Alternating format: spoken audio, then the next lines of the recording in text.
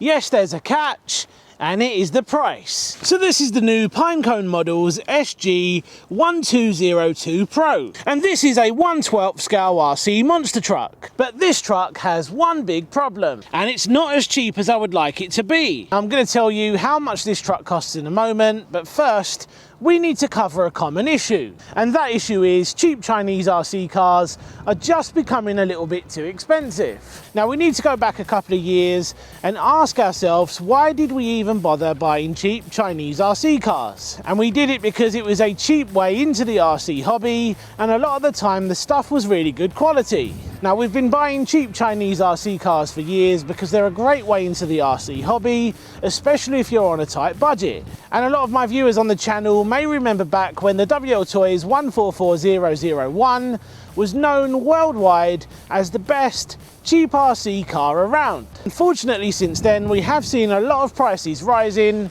and a lack of quality. And if you look at some of the cheap RC cars I've been featuring on my channel over the last couple of months, well, the quality is terrible. So they're increasing prices, but they're not increasing quality. So when does a cheap Chinese RC car just become a little bit too expensive? Well, I think you may be looking at the perfect example of a cheap Chinese RC car costing just a little bit too much money. Now this truck comes in at £181, which is over $200, and that means it's more expensive than some of the lower end branded cars, which has kind of made this truck pointless already, because I'm pretty sure a lot of people are going to go for the branded option compared to something like this. Now that said, it does still look really cool, and even though it's expensive, it does have some really cool features. Now let's talk about some of the chassis features, and then we're going to get this thing out for a rip. So we have a hard plastic front bumper with an LED light bar. We've also got a roof skid on top with some more LED lights, a hard plastic rear bumper and wheelie bar, and again we have got some more LED lights. The body shell on this one, I don't think it looks terrible.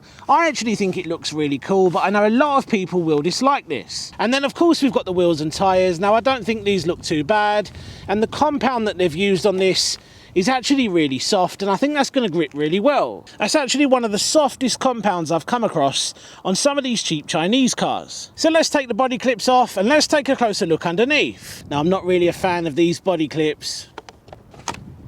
Right, so let's have a look at some of the chassis features first. And one of the nicest features on this is the oil-filled adjustable shocks, and they do feel really good. Some of the best I've seen. And it's the same story on the rear.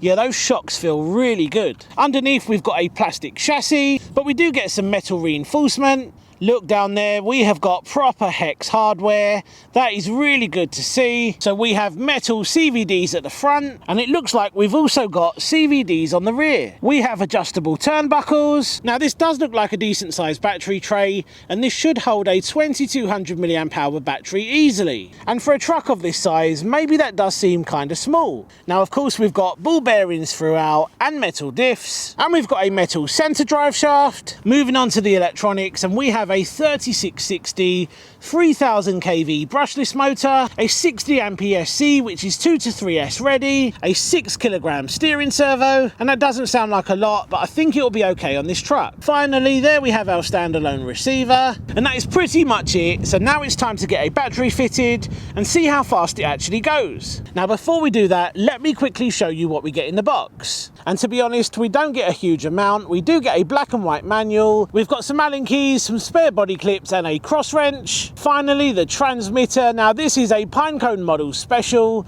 We've seen this loads of times before, especially with the SG 1603. Really good little transmitters. We do get a foam grip on the wheel. This does have a gyro, so of course we've got our gyro adjustment on top and our steering trim and steering dual rate adjustments. This looks like we have a speed switch, and the channel 3 button should control our LED lights. And at this point you may be wondering, where's the battery and where is the charger? Well, unfortunately it doesn't come with a battery or a charger, and that means you have to buy those separately, which once again increases cost. Right, so first up, let's do a 2S speed test. Let's see how fast it goes. Let's start the GPS.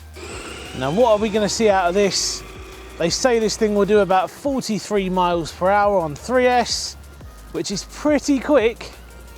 On 2S, let's see what we get. Full throttle.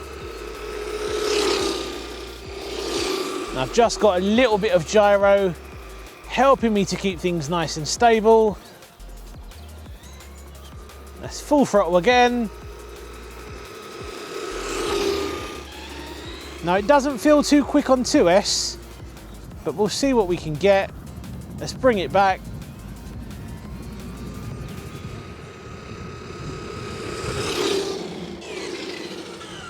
Right, 2S speed test. Let's see what we achieved. We're going to hit stop and read 27 miles per hour right out the box on 2S. Now I've got a 2200 milliamp hour 3S fitted, and as you can see there's quite a bit of space left, so you can probably fit an even bigger pack. Right, here we go, moving up to 3S. Let's start the GPS. Let's see what we can get on 3S. That's definitely made it a lot quicker. Oh, we're getting wheelies now. Full throttle. Is this going to hit 43? That's full throttle. Come on, 43, claim top speed. Let's see if it will do it. Now we see speed claims all the time, and a lot of the time the cars never do the speed they promise on the box. I really hope this thing does. And that gyro does a really good job at keeping things nice and stable, so you can achieve top speed really easily. Right, let's see what we got. Are we going to see 43? So let's hit stop and read.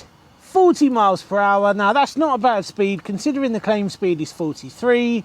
I'll give them that. That is pretty close to the speed they've advertised on the website. So this thing is an entirely different beast on 3S.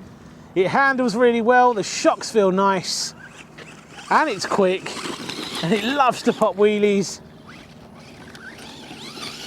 What a beast.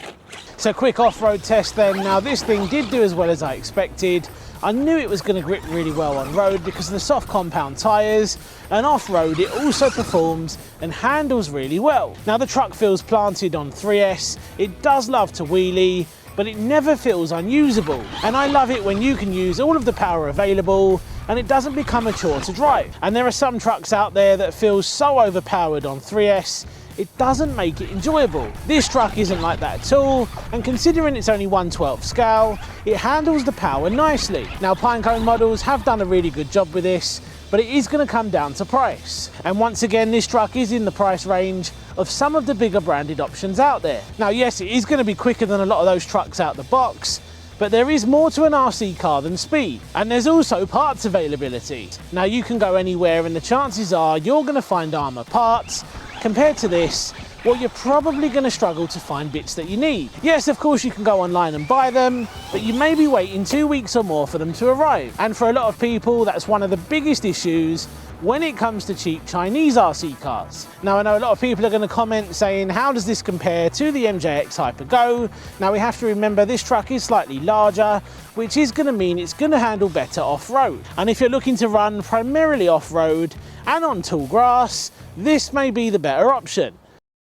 So there we go then guys, that was the Pinecone Models 1202 Pro. This is definitely a great truck. Not only is it quick out the box on 3S, but it also performs really well off-road. I think the biggest thing is going to be the price. Would you pay for something like this, or would you get a branded equivalent which is going to have better parts availability? Let me know in the comment section down below. Cheers for watching, see you on the next one, take care. Now if you enjoyed today's video and you want to see 2 really good alternatives to this truck, click one of these videos now.